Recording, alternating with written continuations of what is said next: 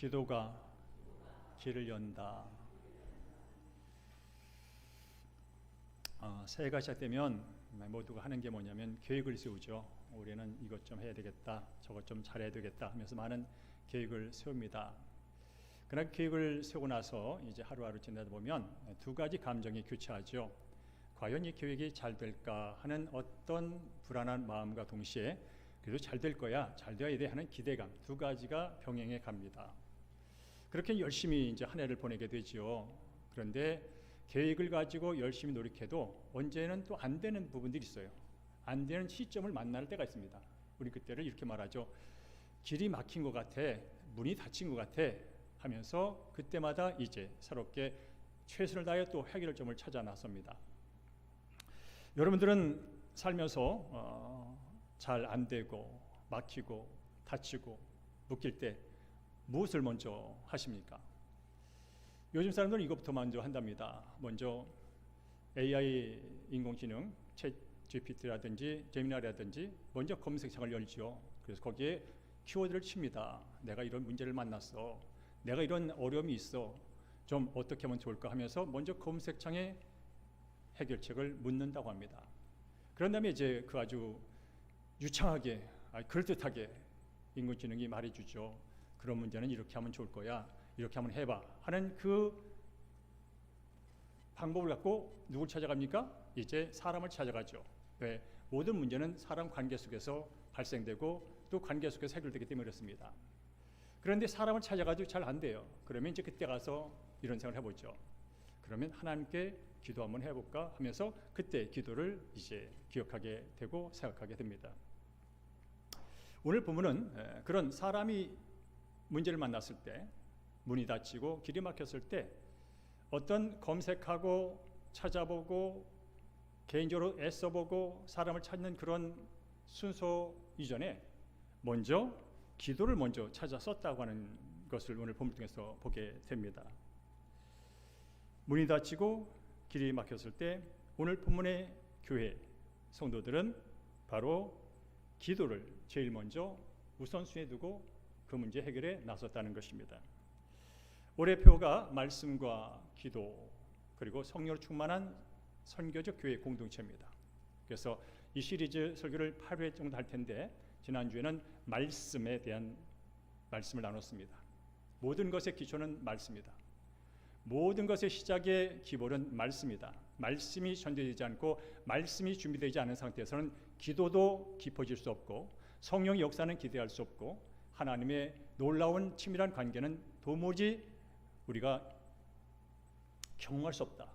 왜냐하면 하나님 자신이 말씀이라면 그 말씀을 읽고 묵상하고 말씀 안에서 나를 보고 말씀 안에서 내 죄를 보고 말씀 안에서 내 삶을 되돌아보고 말씀 안에서 내 길을 바라보는 그 영혼의 말씀, 영의 양식을 날마다 먹어야 된다.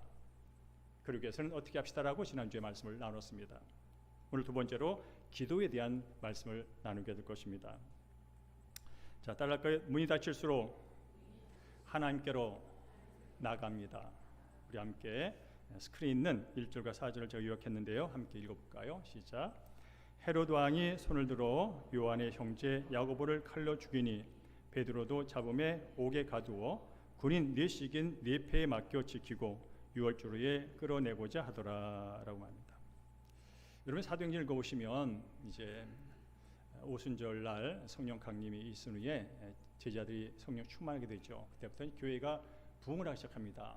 그 부흥의 배경에는 이 성령 충만한 예수의 말씀으로 충만한 성도들이 밖에 나가서 열심히 전도를 하는 거예요. 기적도 베풀고 또 사람들에게 예수 믿으세요, 회개하고 예수 믿으세요, 성령 받으세요 라고 담대하게 복음을 전하니까 뭐라고요? 말씀이 흥한 자리에 성령 충만하여 말씀이 담대하게 전한 곳에 교회가 세워집니다. 많은 사람이 주님께 돌아옵니다. 그런데 이것을 모든 사람이 좋아한 건 아니었습니다. 특히 그 전통적 유대인들이 싫어했습니다. 예수를 왕으로 메시아로 인정하지 않는 그들, 근데 예수를 주라고 메시아라고 인정하는 저 무리들을 통해서 많은 사람이 지금 예수께로 돌아가는 모습을 해서 아주 기분이 나빴습니다. 어떻게든 저 교회가 부흥하지 못하도록 어떻게든 방해를 놓고 싶었습니다. 그런데 그때 누가 그 유대 지역의 분봉왕, 그때는 로마 식민지였거든요. 그러니까 로마의 권력을 받아서 정치력을 행사하는 사람이 헤롯이었습니다. 헤롯 왕이었죠. 보니까 수많은 유대인들의 민심과 여론을 갖고 먹고 살잖아요, 정치인들이. 보니까 저들은 특별히 예수 믿는 사람들이 싫어해. 그러면 예수 믿는 사람을 싫어하는 저 사람들이 좋아하는 게 뭘까? 저들이 싫어하는 예수 믿는 저 무리와 저 단체와 저 모임을 회방하고 못하게 되면 되겠네 라는 생각을 하게 됩니다. 그래서 헤롯이 이제 그 교회 지도자들을 잡아서 죽이는 일을 시작합니다. 그래서 지금 초대 교회가 어떤 문에 부닥쳤냐면 앞으로 더 자유롭게 선교하지 못하고 전도하지 못하는 문을 만나게 됩니다. 저는 오늘 이 1절과 4절에서 그 세 가지 문을 발견했습니다. 첫째는 권력의 문이라는 거예요. 세속 정치 권력의 문이 있어요. 이 헤롯 왕이 민심과 여론을 등입어서 더 자기의 자리를 권고하기 위해서 택한 게 뭐냐면 저 그리스도인들을 못 살게 하면 되겠네, 핍박하면 되겠네, 유대인들이 좋아하는 일을 하게 되며 하면서 12사도 중에 한 명인 야고보를 잡아서 칼로 죽입니다. 그래서 우리는 이것을 최초의 순교자, 교회사에서 처음으로 순교한 분이 야고보입니다. 그런 후에 오늘 본문에 보면 야고보를 죽이니까 누가 좋아하냐면 유대인들이 좋아하는 거예요. 와, 잘했어, 헤롯 왕 대단해, 당신 최고의 왕이야 라고 또 추켜 세웁니다. 그러니까 또 이 헤롯 왕이 또 우쭐해집니다. 그럼 이번에는 그 교회 모임의 최고 수장격인 베드로를 잡아 죽이면 더 내 인기가 올라가겠네, 그런 또 생각을 하게 됩니다. 그래서 어떻게 됩니까? 결국은 베드로를 붙잡죠. 그리고 감옥에 넣습니다. 여기서 초대교회는 정치 권력, 눈에 보이는 권력의 문 앞에 서 있는 모습을 보게 되죠. 두 번째는 베드로 입장에서 볼 때 이제 그는 어떤 문을 만났냐면 감옥에 갇혔어요. 어두컴컴한 감옥에 내 동댕이 쳐졌어요. 그리고 이제 뭡니까? 그 옆에 16명의 군인이 지켜요. 4명씩 4조 16명이 베드로가 도망가지 못하도록 꽁꽁 쇠살에 묶어서 감시를 합니다. 이 얘기 뭐냐면 바로 그 시대의 구조적인 문제들, 조직적인 문제들 앞에 베드로가 멈춰서 있다는 거예요. 스스로 이 감옥을 빠져나갈 아무런 힘도 없고 아무런 전략도 통하지 않고 어떤 누구도 도와줄 수 없는 그런 상황의 문 앞에 맞닥뜨리는 것입니다. 세 번째로는 여러분, 내면의 문 앞에 그가 당도했습니다. 만약 성도님이 쇠사슬에 꽁꽁 묶여가지고 그리고 내 주변엔 16명의 군인이 나를 도망가지 못하도록 감시하고 있는 상황, 그런데 나가서 내일 아침에 6월절이 끝난 내일 아침에 이제 내가 끌려나가서 칼에 목베움 당할 거야 라면서 그 밤을 보낸다면 여러분 마음이 어떻겠습니까? 그런데 지금 누구한테 내 상황을 알릴 수도 없어요. 그 누구도 나를 도와줄 수 없어요.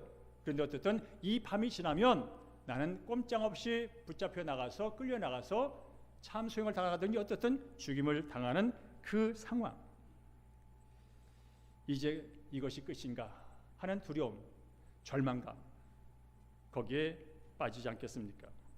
바로 지금 여러분이 이 성경을 읽어서 알겠지만 이 뒷부분 내용을 모른다면 여기서는 그야말로 꽉 막히고 길이 없는 그런 상황에 처한 베드로를 만나게 되는 것입니다. 근데 이제 4절을 넘어서 5절에 보면 이 막히고 묶인 상황이 해결할 기미가 보이는 단서가 좀 등장을 합니다. 우리 함께 5절을 한번 읽어보겠습니다. 5절 시작. 이에 베드로는 옥에 갇혔고 교회는 그를 위하여 간절히 하나님께 기도하더라라는 거죠. 이에 베드로는 옥에 갇혔어요. 갇힌 상황을 제가 조금 전에 설명을 해드렸어요. 이 갇힌 상황이 어느 정도인지. 그야말로 희망이 없는 상태예요. 그야말로 절망의 구덩이에요. 그런데 교회가 뭐 했다고요? 기도했다는 거예요. 여러분, 위기에 처하고 어려움에 처하면 기도하잖아요. 근데 기도보다 더 중요한 게 있어요. 누구에게 기도를 하느냐는 거예요. 이 세상 모든 사람 기도를 합니다. 미신에게 하든 고목나무에게 하든 돌덩이에게 하든 해에게 하든 달에게 하든 모든 사람은 기도를 합니다. 위기를 만날 때마다 어려움을 만날 때마다 기도를 합니다. 근데 중요한 것은 기도의 대상이 누구냐는 거예요. 오늘 본문에 보니까 하나님이라는 거죠. 하나님이 누굴까요? 천지 만물을 창조하신, 없는 것을 있게 하신, 죽은 것을 살리시는 그 하나님이에요. 그 하나님께 기도했다는 거예요. 그 말이 뭐냐면 이 어려움에 대한 나의 기도를 들으시고 그 하나님이 반응만 하신다면 이건 문제도 아니네, 그런 뜻이에요. 왜? 하나님은 이 땅 우주를 만드신 분이세요. 그 어떤 문제와 어떤 고난과 어떤 핍박보다 크신 분이세요. 그래서 그분이 내 기도를 들으시고 반응만 한다면 지금 상황은, 현실은 크게 문제될 바 없다는 거예요. 여기서 우리는 희망의 단서를 찾는 거예요. 그런데 오늘 교회는 어떻게 했다고요? 베드로를 위하여. 베드로가 뭐라고요? 옥에 갇혔어요.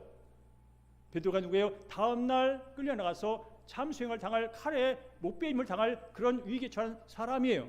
그 사람을 위해서 뭐 했다고요? 기도했대요. 누구에게? 하나님께. 어떻게 해요? 간절히. 간절하지 않겠습니까, 여러분? 여러분의 가족이나 누가 이런 위기에 처했다면 간절하지 않겠습니까? 금식을 30일, 40일 하지 않겠습니까? 어떻든 이 간절히 하나님께 꽉 달라붙여서 이 문제 해결될 때까지 지속적으로 끝까지 기도한다는 뜻이에요. 그렇습니다. 우리는 여기서 다시 한번 우리가 어려움을 만났을 때 무엇을 해야 되는가 하는 사실을 다시 한번 정리하기 원합니다. 우리는 다 알고 있습니다. 우리는 교회 생활을 오래 했습니다. 기도도 오래 해왔습니다. 그러나 우리의 습관은 하나님께 나아가 기도를 하기 전에 내가 먼저 그 문제를 분석하고 그 문제를 처리하고 그 문제를 통제하려는 그 주도권을 갖고 있는 상태에서 늘 문제를 바라보고 문제를 해결하려 합니다. 하나님께 모든 주권을 맡기고 내 통제권을 맡기고 주님의 뜻대로 하시옵소서라고 하기 전에 우리는 항상 내가 먼저 생각하고 내가 먼저 분석하고 내가 먼저 해결 방법을 찾아보고 내가 먼저 사람을 찾아보고 내가 먼저 뭘 해본 다음에 그때 하나님을 찾아가는 경우가 많더라 이 말입니다. 특별히 요즘 세상은 하루하루가 그야말로 변화무쌍한 시대를 살고 있습니다. 그래서 경쟁도 심하고 학교에서나 가정에서나 직장에서나 다툼과 갈등이 끊이지 않는 그런 경쟁 구조 속에서 한 날 한 날 살아갑니다. 늘 사람들은 성과에 지쳐 있고요, 속도에 지쳐 있고요, 비교에 상해 있고요, 과로에 지쳐 있고요, 고립과 외로움에 처해 있고요, 더 나아가서 패배의식에 쩌들어 있는 것이 요즘 살아가는 현대인들의 단면 중에 하나라는 것입니다. 이럴 때 여러분 하나님께 먼저 나간다면 어떤 일이 벌어지는지 아십니까? 하나님께 먼저 나간다는 것은 그런 뜻이에요. 하나님은 이런 상황 속에서 나의 참된 왕이십니다. 하나님은 저의 이런 참담한 현실 속에서 선하신 분이십니다. 하나님은 나의 왕이요, 나의 주인이요, 나의 아버지십니다. 더 중요한 것은 나의 주인이요, 나의 왕이요, 나의 아버지신 하나님이 저와 함께 하십니다 라는 뜻인 거예요. 이게 기도예요. 그럴 때 우리는 새로운 힘을, 새로운 용기를, 새로운 희망을 그분 안에서 발견하게 되는 거예요. 왜냐하면 내가 오늘 기도하는 그 하나님은 광야의 길을 내시고 사막에 강을 내시는 그 하나님이기에 지금 내가 광야처럼 황양못에 혼자 떨어진 것처럼 외롭고 사막처럼 내가 하는 것들이 다 메말라 없어지고 굶주릴 속에 사라질 것 같은 그런 위기 속에서 하나님이 나의 아버지기에 나를 그냥 내버릴 줄 아는 것이고 하나님이 왕이시기에 그 어떤 문제도 해결할 수 있는 능력자이시고 하나님이 주인이시기에 그분의 방법으로 그분의 주권대로 이끄신다면 이 문제는 해결되는 거야. 하는 것이 어디서부터 시작한다고요? 기도부터 시작되는 줄로 믿습니다. 여러분, 저는 지난 10년 동안 암이라고 하는 수용소에서 늘 갇혀 삽니다. 그래서 제가 지금도 멀쩡하게 설교를 합니다. 물론 저는 항암약을 지금도 먹고 있습니다. 여러분, 제가 10년 동안 이렇게 버틸 수 있는 게 뭐였을까요? 긍정적인 마인드 컨트롤이었을까요? 적극적인 사고방식이었을까요? 낙관론이었을까요? 설마 죽겠어? 그런 마음이었을까요? 절대 아닙니다, 여러분. 바로 저는 암보다 크신 하나님을 늘 바라보며 암의 수용 속에서 나를 짓누리며 어둠 가운데 몰아넣은 그 어둠의 세력보다 크신 하나님이 나의 하나님이고 나의 주님이고 나의 아버지라는 그 믿음이 저를 온전히 갖고 지금까지 인도했다면, 여러분, 그러면서 기도는 내가 하나님께 뭔가를 계속 요청하는 것이 아니라 하나님과 날마다 친밀한 대화 속에서 그분을 만나는 거예요. 현실보다 크신 분을 만나는 거예요. 문제보다 더 크신 분을 만나는 거예요. 이게 기도란 말이에요. 그래서 하나님을 만나면 끝난 거예요. 하나님이 내 상황을 지배하시고 다스리면 끝난 거예요. 더 이상 두려울 것도 없고, 더 이상 불평할 것도 없고, 더 이상 아쉬울 것도 없고, 그저 이 주어진 시간 속에서, 환경 속에서 그분을 찬양하며 그분을 높이며 그분과 가면 되는 거예요. 이게 바로 기도의 유익인 줄로 믿습니다. 여러분 안에 모르고 해도 여러분 모든 일이 술술 다 잘 풀리진 않을 거예요. 그러기를 저는 기도합니다. 하나님, 대형교회 성도들이 하는 일마다 잘 되게 해주십시오. 형통하게 해주십시오. 합격하게 해주십시오. 승진하게 도와주십시오. 돈 많이 벌게 해주십시오. 건강해 주십시오. 저는 기도할 겁니다. 그럴지라도 한편에서는 어려움이 여러분의 삶 가운데 동반될 겁니다. 그때마다 여러분 채티피가서 물어보는 것도 중요하고, 사람을 찾아가는 것도 중요하고, 모든 여러분의 머리와 여러분의 주인 뒤에서 열심히 최선을 다하는 것도 중요하지만, 나의 진짜 주인, 나의 진짜 왕, 나의 진짜 아버지에게 먼저 달려가서 무릎 꿇고 기도하는 여러분 되기를 주의 이름으로 축복합니다. 그러면 기도가 뭘까요? 기도는 맡기는 거예요. 우리 함께 6절과 7절 스크린 걸 보겠습니다. 시작. 베드로가 두 군인 틈에서 두 쇠사슬에 매여 누워 자는데 호련히 주의 사자가 나타나며 쇠사슬이 그 손에서 벗어지더라 라고 하는 거죠. 베드로가 지금 두 사슬에 꽁꽁 묶인 채로 차디찬 감옥에서 자고 있습니다. 사실은 가능한 일이 아니죠, 여러분. 내일 죽는다니까, 여러분. 잠이 오겠습니까? 그런데 잠이 들었습니다. 이게 바로 믿음의 신비라고 말하는 겁니다. 도저히 잠을 잘 수 없는 상황, 아니 자서는 안 되는 상황, 그 남은 시간에 어떻게 하면 빠져나갈까, 어떻게 하면 해결될까, 어떻게 하면 성공할까, 계속 머리를 굴려하는 시간. 그런데 그가 잠들어 버렸습니다. 어떻게 그런 일이 가능할까요? 그것은 베드로가 강해서가 아니라 하나님께 자신의 모든 것, 자신의 상황과 자신의 목숨마저 하나님께 맡겼기 때문입니다. 근데 여러분 여기서 잘 아셔야 돼요. 베드로가 감옥에 갇힌 것은 사기를 쳤다든지 남을 죽였다든지 내 탐욕과 욕심으로 뭐 하다가 잘못을 저질러 감옥에 온 게 아니에요. 그러고 나서 하나님께 다 맡기면 안 돼. 그런 건 아니에요. 지금 베드로가 감옥에 갇힌 이유는 뭡니까? 하나님의 영광을 위하여, 예수의 복음을 위하여, 예수의 말씀에 순종하여 복음을 전하다가 갇힌 거예요. 철저하게 하나님의 뜻에 순종하며 오다가 이런 일이 벌어진 거예요. 그런데 늘 그런 말이 있었어요. 내가 예수 안에서 하나님의 자녀가 된 것, 구원받은 것 은혜지. 아 근데 내가 사도로 부름받아서 성령 받아서 이 복음을 전하는 게 은혜 중에 은혜지.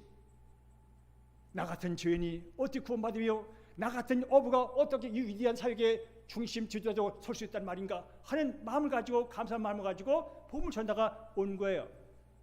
그 내면 속에는 뭐가 있었어요? 주님 감사합니다. 내게 이런 은혜를 베푸셨고 이런 사역을 할 수 있는 일을 주셨는데 하나님 오늘은 갇히게 됐습니다. 지금까지 살아가는 것도 주님의 은혜였고 지금 갇힌 순간도 저는 제 인생의 주인은 감옥도 아니요, 헤롯도 아니요, 경비병도 아니요, 내 상황도 아닙니다. 내가 컴컴한 차디찬 감옥에 있어도 내 주인은 오직 하나님입니다. 그리고 지금 내가 사나 죽으나 결국 저의 삶은 하나님의 영광으로 이어지는 것이니 죽든지 살든지 주의 손에 달려 있습니다. 내 인생은 내 손에 달려있는 것이 아니라 내 감정과 내 주장과 내 경험과 내 지식과 내 비전으로 달려있는 것이 아니라 오직 하나님의 손에 달려 있습니다. 나는 믿음과 마음과 순전한 마음이 있었기에 하나님이 그에게 뭘 줬어요? 잠을 주신 거예요. 네가 걱정한다고 네 키를 한 자나 늘 수 있냐? 네가 거기서 걱정한다고 염려한다고 한숨 짓는다고 남 탓한다고 빠져나갈 수 있겠느냐? 베드로는 알았어요. 맞아요. 제가 이 상황 속에서 내가 이렇게 하나님의 영광을 위하여 예수를 위하여 이렇게 고생했는데 감옥이 웬 말이합니까? 내가 영광을 위하여 하나님을 위하여 교회를 위하여 성령님과 함께 그렇게 애쓰겠고만 내일 죽는다는 게 무슨 말입니까? 하나님 살아 계시기나 한 겁니까? 라고 한 것이 아니라 모든 것이 주님의 손에 달려 있습니다 라는 고백 믿음 위에 하나님 그에게 잠을 주셨습니다. 왜냐하면 이 상황은 그 어떤 사람의 수고나 노력으로 이 문제가 해결되지 않고 오직 하나님만이 하실 수 있는 일이기 때문에 그런 것이죠. 여러분, 구원은 인간의 생각이나 인간의 정성이나 인간의 정성으로 되는 게, 전략으로 되는 게 아닙니다. 철저하게 하나님이 개입할 때 일어난 사건이 구원 사건입니다. 철저하게 하나님이 개입할 때 일어나는 게 구원입니다. 그러면서 우리는 기도의 본질을 다시 한번 여기서 생각해 볼 필요가 있습니다. 우리는 가끔 기도하면서 이렇게 기도하죠. 하나님, 제가 이런 계획을 세웠어요. 하나님, 제가 이런 생각 갖고 있어요. 하나님, 제가 이 멋진 일 주의 영광을 위해 하고 싶어요. 그러니 오셔서 도와주세요 하면서 하나님의 것을 끌어다 쓰는 데 익숙해 있습니다. 물론 틀린 건 아닙니다. 그러나 진정한 기도는 그게 아닙니다. 하늘의 뜻이 이 땅에 이루어지는 기도, 바로 기도를 통하여 하나님의 계획이 무엇인지, 하나님의 뜻이 무엇인지, 하나님이 어떻게 일을 해 나가신지 거기에 내가 동참하는 게 기도예요. 여러분, 말씀과 기도가 없으면 그런 일을 할 수가 없어요. 바로 진정한 기도는 말씀을 통하여 살아계신 하나님이 어떤 분이며 살아계신 하나님이 나를 통하여 이 땅에 이루고자 하는 그 위대한 꿈은 무엇이며 그분의 뜻은 무엇인지를 알고 거기에 나를 맞춰가는 게 기도예요. 기도가 없이는 항상 내가 주인이에요. 항상 내 경험과 내 지식과 내 감정이 주인이에요. 그것에 하나님 좀 도와달라는 거예요. 내가 세운 것을 하나님이 해달라는 거예요. 물론 틀리진 않았어요. 근데 그걸 다 종교라고 말하는 거예요. 그거는 기독교인만 하고 있는 게 아니에요. 늘 말하냐요. 지금도 수많은 사람이 추운 날 산 위에 올라가서 촛불을 켜놓고 바위 앞에서 지금도 그걸 하고 있어요. 어떤 사람은 돼지머리를 잡아놓고 야, 돼지머리 정말 멋있게 생겼다, 핸섬 돼지머리, 와, 신이 기뻐할 거야 하면서 정성껏 지금 하고 있어요. 예수 믿고 구원받은 사람들의 기도는 주의 뜻을 묻는 거예요. 그리고 주의 뜻이 내게 성령을 통하여 임했으면 거기에 내가 믿음으로 동참하는 거예요. 이게 기도의 목적이에요. 그럼 누가 하고요? 기도는 하나님이 개입하시는데 뭐라고요? 내 뜻에 개입하는 게 아니라 내가 하나님의 뜻에 개입할 때 하나님이 나를 통하여 하나님의 나보다 크신 뜻을 이루세요. 그래서 우리는 그것을 간증이라 말하는 거예요. 그래서 우리는 거기서 기적을 발견하는 거예요. 오늘도 여러분 기적이 일어나잖아요. 옥문이 그냥 열리는 일이 벌이잖아요. 인간이 할 수 없는 일이 일어난다고요. 왜요? 하나님이 하시니까. 여러분, 기도할 때 불안의 문이 닫힐 줄로 믿습니다. 기도할 때 두려움의 문이 닫힐 줄로 믿습니다. 기도할 때 내 자아의 사실이, 자아의 굳은 마음이 끊어질 줄로 믿습니다. 내 굳은 마음, 내 굳은 경험, 내 굳은 지식, 내 굳은 감정이 깨질 때 그때 하나님 일을 시작하세요. 그럴 때 평안이 찾아옵니다. 저는 우리 사는 손님에게 바라는 게 있습니다. 앞서도 말했지만 모든 문이 활짝활짝 열리지는 않을 거예요. 앞서 말했지만 모든 길이 평탄대로는 아닐 거예요. 그러나 분명한 건 있어요. 문이 닫힐지라도, 길이 막힐지라도 그곳에 하나님이 계신다면 저와 여러분의 마음은 평안할 줄로 믿습니다. 그리고 그 평안한 마음을 통하여 하나님께서 내가 보지 못하고 내가 열지 못한 것을 그분의 방법으로 하나하나 정성껏 단계적으로 열어줄 줄로 믿습니다. 그때까지 믿고 그분을 바라보며 그분과 대화하는 것, 그분의 만남을 계속 이어가는 것, 이것이 기도인 줄로 믿습니다. 근데 오늘 본문을 읽다 보면 오늘 여러분이 7절까지 때문에 뒷부분은 모르는 분도 있겠지만 이제 하나님이 기적을 베푸셔서 베드로가 감옥에 나오는 일이 벌어집니다. 그런데 그 사실을 간절히 베드로 사도가 죽지 않고 하나님 아버지 어떻게 좀 좋게 결말날 기회라고 기도했던 그 사람들이 그 사실을 믿지 못한 일이 벌어집니다. 우리 함께 14절 15절 말씀을 읽어보겠습니다. 시작. 베드로의 음성인 줄 알고 기뻐하여 문을 미처 열지 못하고 달려들어가 말하되 베드로가 대문 밖에 섰더라 하니 그들이 말하되 네가 미쳤다 하나 여자아이는 힘써 말하되 참말이라니 그들이 말하되 그러면 그의 천사라 하더라 라고 말합니다. 여러분, 한밤중에 천사가 나타나서 베드로의 옆구리를 찌르면서 일어나라고 나를 따라오라 합니다. 베드로는 이게 무슨 꿈인가 생신가 하는 그런 기분을 가지고 천사를 따라 나갑니다. 도시로 향하는 세문이 있었습니다. 그게 열립니다. 자기를 쳤던 착고가 풀어집니다. 16명의 그 사조 있던 그 경비원들은 자기가 하는데도 불구하고 멀뚱멀 쳐다만 봅니다. 어쨌든 그가 나와서 이제 현실을 자각합니다. 하나님이 기적을 베푸셨구나.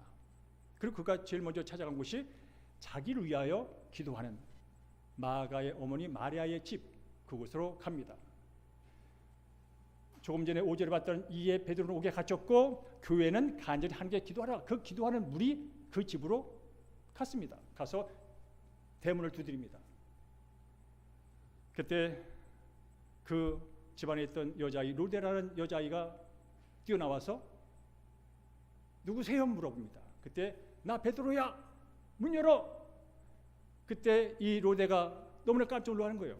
너무나 기뻤던 거예요. 그래서 문도 열어주지 못하고 너무 기쁜 나머지 이 소식을 알려주겠다 해서 방 안에서 기도하는 그 사람들 가서 말했습니다. 베드로가 문 앞에 서 있어요. 베드로가 문 앞에 서 있어요. 했더니 그렇게 간절히 기도했던 그 성도들, 그 사람들의 반응이 뭔지 아십니까? 너 미쳤어?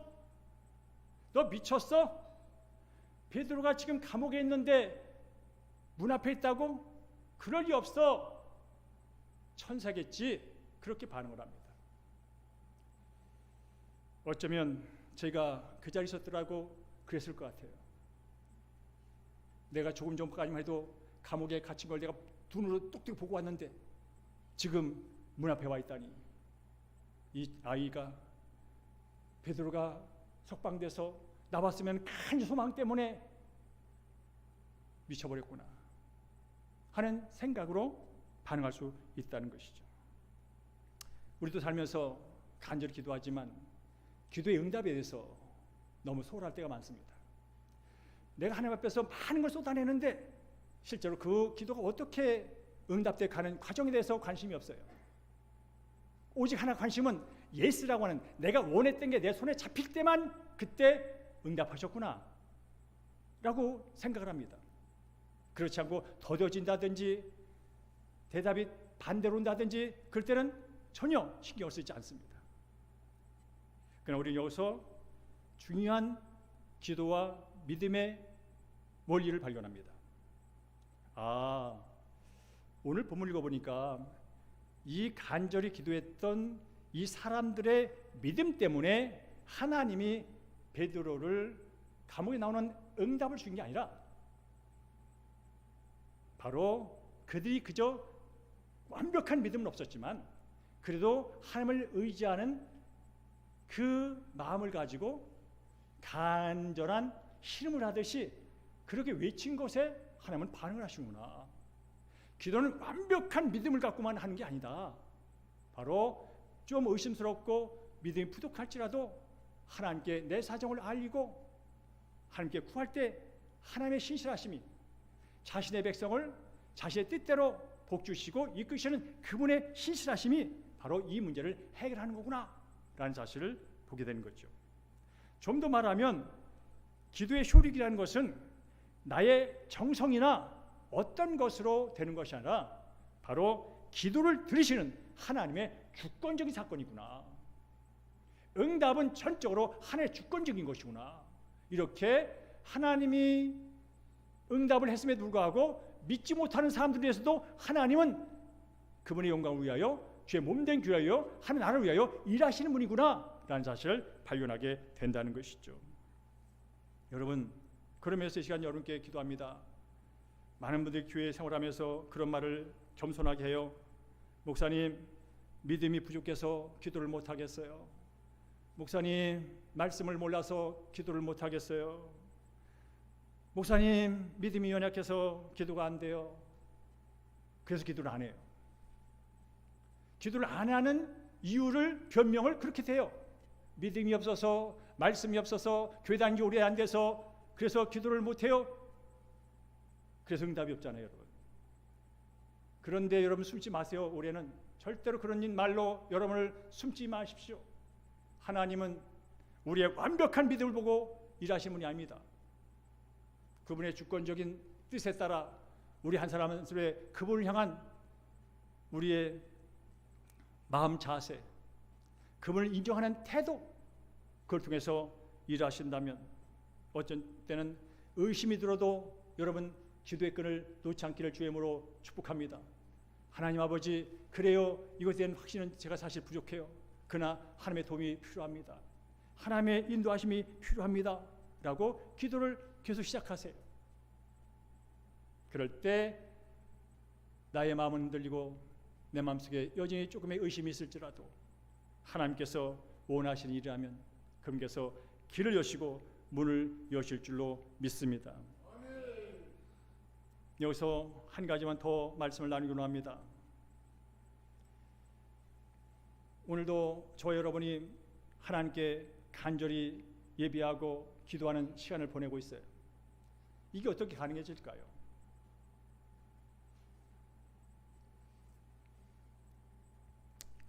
기독교의 기도는 절대적으로 하나님과의 관계 안에서 이루어지는 겁니다. 기독교의 기도는 철저하게 하나님의 주인 되심과 나는 그 나라의 백성된 그 관계 안에서 이루어지는 게 기도입니다. 관계가 연결되지 않았으면 아무리 불러봐야 소용이 없습니다. 관계가 연결됐을 때 수원지에 수도 파이프라인을 통해서 수도꼭지가 연결됐을 때 열면 물이 나오는 거예요. 왜? 연결됐으니까. 그래서 기독교 신앙은 하나님과의 관계가 가장 중요합니다. 하나님이 누구인지도 모르고 그저 하나님을 또 다른 우상 중에 한 사람으로 한 것으로 여기고 여러분이 냅대 빌어봐야 하나님은 크게 반응하지 않습니다. 네가 누군데, 네가 뭔데 그러셔요.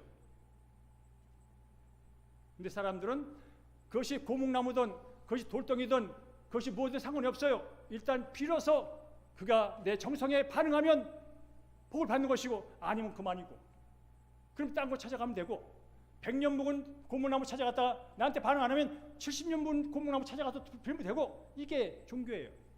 그러나 우리 기독교는 철저하게 하나님과 관계입니다. 관계없이 앉아있다고 되지 않아요.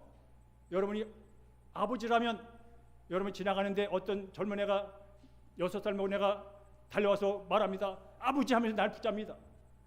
근데 난 널 난 적이 없어. 아버지 나 배고파요. 용돈 줘요. 처음에는 불쌍해서 줘요. 불쌍해 준다고 처음에는. 근데 그게 상습적으로 되면 끊어버립니다.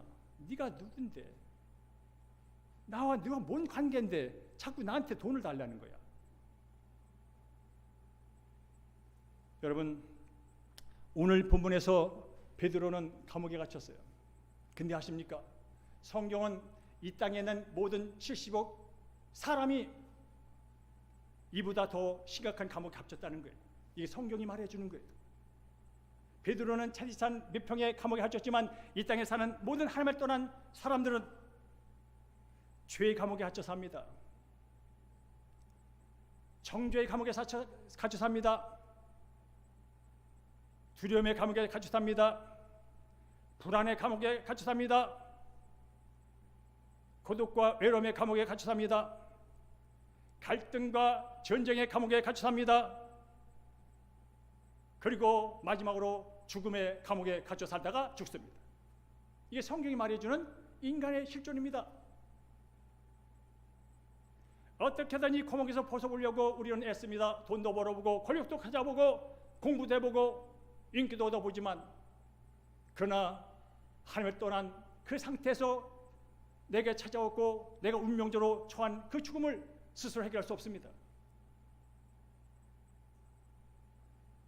그런 인생들을 그 지긋지긋한 감옥에서 해방시키기 위하여 하나님은 이 땅에 독생자 예수를 보내셨습니다.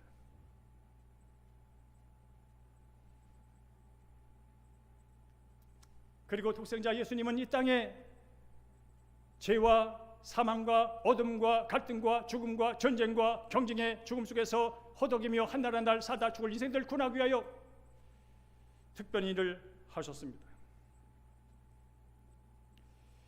예수님은 베드로처럼 풀려나지 않았습니다. 십자가에 끝까지 못 박혀 계셨습니다. 우리를 대신해 십자가에 묶여 달려 계셨습니다.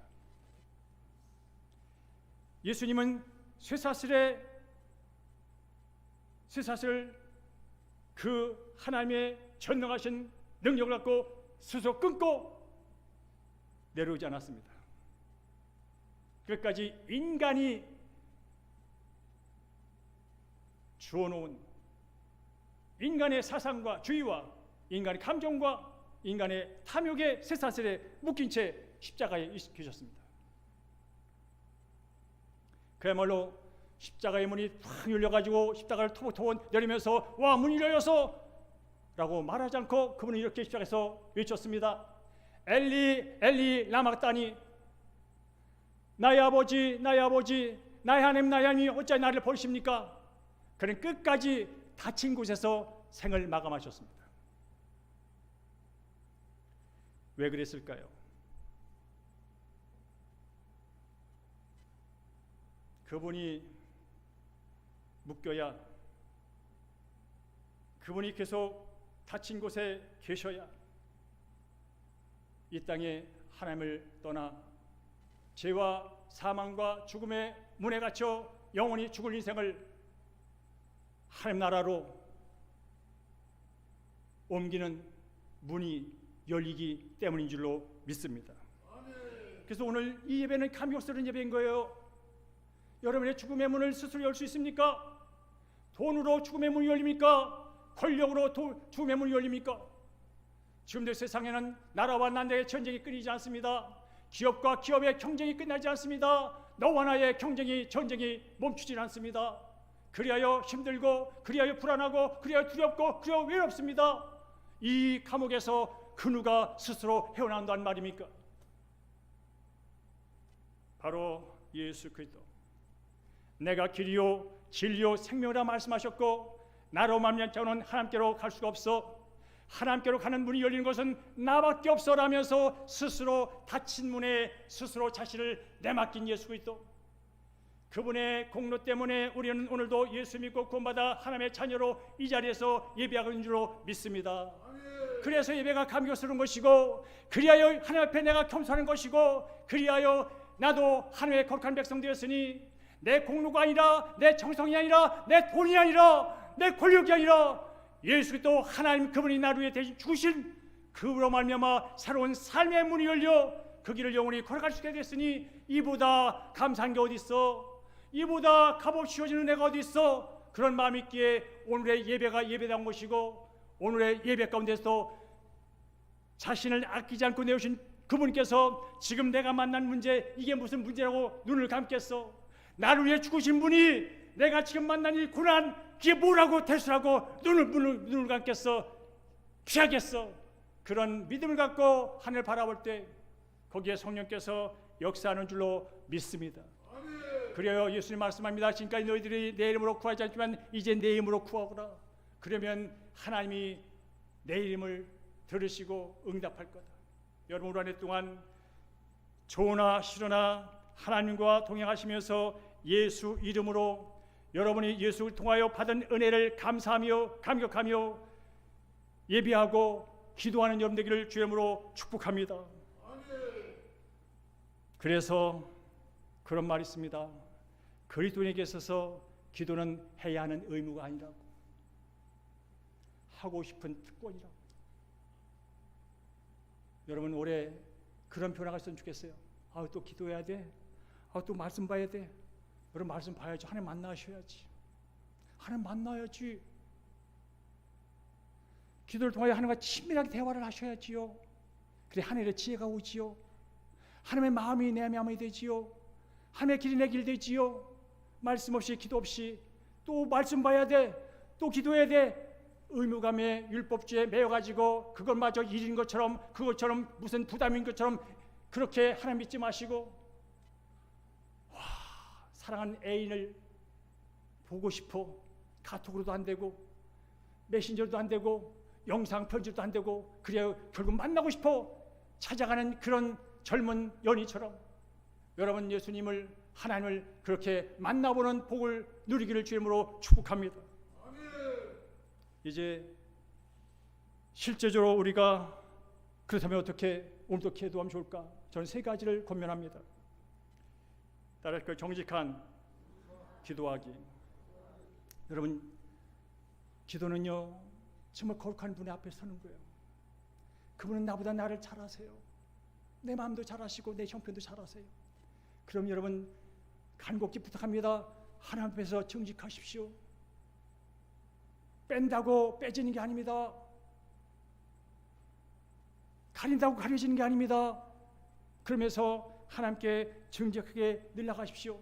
심지어 하나님, 내가 드리는 기도가 응답될지 모르는 의심이 있긴 하지만 그래도 하나님 아버지, 저는 하나님을 믿고 싶습니다라고 그런 마음까지 가지면서 나아가십시오. 그렇게 나가도 기도가 막힐 때가 있습니다. 그럴 때 여러분, 억지로 안 됩니다. 억지로 하려고 되지 않습니다. 그때는 여러분, 시편 말씀을 피십시오. 이렇게 기도하는구나. 분할 때 이렇게 기도하는구나. 앞이 캄캄할 때 이렇게 기도하는구나. 남이 나를 조롱할 때 이렇게 기도하는구나. 일이 안 될 때 이렇게 기도하는구나. 일이 잘 될 때 이렇게 기도하는구나. 그것을 시편을 통해 배우게 됩니다. 그러면 그냥 읽으십시오. 그리고 그것이 나의 기도로 바뀌는 과정을 한 번만 가보십시오. 제가 예를 들어놨습니다. 시편 23편을 보면 그런 말씀이 있습니다. 여호와는 나의 목자시니 내게 부족함이 없다고요. 내가 사망의 음침한 골짜기를 지날지라도 나는 해를 두려워하지 않는다고요. 왜냐하면 하나님이 나와 함께 하심이라고요. 여러분, 사망의 깊은 음침한 길을 갈 때면요, 두려움에 눌려가지고 기도가 안 나옵니다. 불안에 휩싸여가지고 정신을 못 차립니다. 그러나 그때 시편 23편을 기억하십시오. 사망의 음침한 골짜기를 지날지라도 나는 두려워하지 않아. 왜냐하면 천지 만물을 창조하신 나를 위하여 대신 이 땅에 오시고 대신 죽으신 그분이 지금도 나를 붙들고 계셔 라는 믿음을, 말씀을 통하여 고백할 때 나를 삼키러 찾아왔던 거둠의 세력이 물러갈 줄로 믿습니다. 그리고 여러분, 이사야서 41장 10절 말씀 너무나 잘 알 말씀입니다. 두려워하지 말라, 내가 너와 함께함이라. 놀라지 말라, 내가 너를 굳세게 하리라. 참으로 내가 너를 도와주리라. 참으로 나의 의로운 오른손으로 너를 붙들리라. 이 말씀은 이사야에게만 한 말씀이 아닙니다. 유대인들에게만 한 얘기가 아닙니다. 이 땅에는 모든 예수 믿고 구원받은 모든 사람들에게 하나님이 지금 주시는 말씀입니다. 두려워하지 마라, 내가 너와 함께 한다니까. 내가 누군지는 알지. 놀라지 마. 그런 것 같다고 그렇게 놀라지 마라고. 내가 널 굳세게 한다니까. 너희들 그런 말 많이 썼지. 정말 정말 정말. 그래, 나도 한번 써볼게. 참으로 정말 내가 너를 도와준다니까. 정말 도와준다니까. 정말 나의 오른손으로 너를 정말 붙든다니까. 그래, 이 세상 사람들은 믿질 못해. 늘 속아 살아서 진짜가 그래. 누가 선물 줘도 저 사람이 무슨 의도로 줄 거야? 의심하면서 받아. 그래, 나도 한번 써볼게. 나는 원래가 거룩 자체고 원래가 순진 자체고 원죄가 수수 자체고 내게 거짓이 없어. 그래서 나는 쓸게. 참으로 진실로 정말로 쓸게. 너를 떠나지 않는다고. 여러분, 이 기도를 저는 이렇게 바꿔왔습니다. 용서와 두려워하지 마라. 하나님이 너와 함께하잖아. 용서와 놀라지 마. 하나님이 너를 굳세게 한다잖아. 그것도 참으로 진실로 정말로 하나님이 너를 도와주신다잖아. 그분이 오른손으로 모든 것을 가능케 하시는 능력의 오른손으로 너를 붙드신다잖아. 이사야서 40장 10절 말씀이잖아. 네가 믿는 게 뭐야? 하나님이잖아. 하나님 믿는 게 뭐야? 하나님 말씀이잖아. 말씀을 안 믿으면서 하나님 믿는다고 말도 안 되는 일이잖아. 여러분, 성경 읽을 때마다 하나님 이 말씀이 제 삶 가운데 현실로 나타날 수도 역사하여 주시옵소서. 말씀을 믿고 말씀에 의지하여 기도하신 여러분들을 주님으로 축복합니다. 그리고 올해 우리 교회 표가 말씀과 기도와 성령으로 충만한 선교적 교회 공동체입니다. 공동체는 한 몸이란 뜻입니다. 우리는 사람이 많지만 우리는 한 몸입니다. 예수의 몸에 우린 지체로 붙어 있습니다. 한 몸으로 살아가는 모임이 교회입니다. 그렇다면 우리는 혼자 버티는 사람 되지 마십시오. 혼자 애쓰는 사람 되지 마십시오. 함께 기도하는 하나님의 자녀가 되기를 주님으로 축복합니다. 혼자 끙끙대며 혼자 문제 다 해놓고 그때 가서 어떻게 좀 하지 마십시오. 작은 것이 큰 것이든 예수 믿고 구원받은 지체들과 함께 나누시면서 함께 기도한 일에 여러분 시간을 할애하십시오. 내 기도 중요하지만 다른 사람의 기도도 들어주십시오.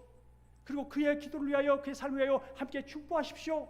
그게 바로 한 몸 공동체가 존재하는 목적이라면 오랫동안 혼자 버티는 신앙으로 살지 마시고 함께 가는 그 중심에 예수 그리스도가 계신 그 예수님으로 뭉친 그 공동체와 함께 기도하며 나가는 여러분 되기를 주님으로 축복합니다. 그리고 여러분, 오늘 본문에 보니까 그 교회 성도 여러 사람이 모여서 누구를 위해 기도했습니까? 한 사람을 위해 기도했습니다. 베드로 한 사람을 위해서 여러 사람이 함께 기도했단 말입니다. 여러분, 오늘 말씀을 들으면서 내가 기도할 한 사람은 누굴까 생각해 보십시오. 세상에 많은 사람이 있습니다. 가족도 있고 친구도 있고 직장 동료도 있지만 지금 이 순간 가장 나의 기도가 필요한 한 사람이 누굴까 늘 염두에 두며 사십시오. 하나님은 여러분의 기도를 통하여 그 사람을 살리기 원하시며 하나님은 여러분의 기도를 통하여 그 한 사람을 주님의 백성으로 온전하게 세우기를 원한다면 저 여러분의 그 한 사람을 위한 기도가 필요하다는 것입니다. 그리고 누군가는 나라는 한 사람을 위하여 기도할 것입니다. 여러분들이 대한교회 사랑하는 성도님들이 저라는 이영선 목사를 위해 기도하듯이 여러분도 딴 사람이 여러분을 위하여 기도할 것입니다. 그리하여 하나님께서는 서로 한 사람을 위하여 기도하는 그 기도 중보를 통하여 하나님의 영광 받으시고 일하신다면 올 한 해 동안 성도님이 기도해 주셔서 목사님이 기도해 주셔서 집사님이 기도해 주셔서 권사님이 기도해 주셔서 목자님이 기도해 주셔서 이렇게 은혜를 받았습니다. 함께 고백하며 서로 격려하며 서로 칭찬하며 서로 높여주는 그런 하나 되기를 주 이름으로 축복합니다. 여러분, 여전히 깊은 수렁에 빠지고 굳게 닫힌 문에 앞에 서 있는 분이 계실 겁니다. 그분이 지금도 이렇게 말합니다. 얘야, 나와 얘기 좀 하자. 네 문제도 중요하지만 나를 먼저 구하거라. 그리고 끝까지 잊지 마라. 너는 혼자가 아니다. 오늘 예배하는 각 사람에게 주님 말씀합니다.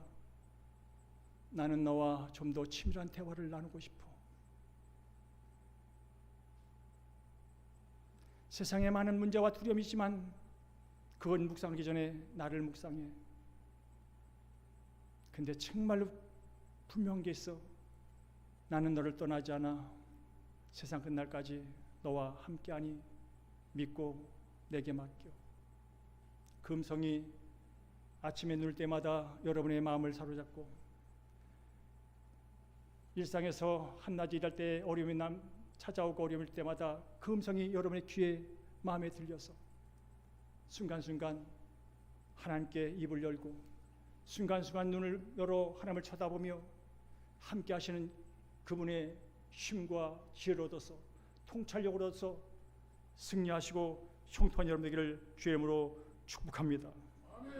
그런 은혜가, 그런 기적이 올 한해 대형교회 속한 모든 성도와 가정과 직장과 사업터와 학업 위에 넘치기를 간절히 축원합니다.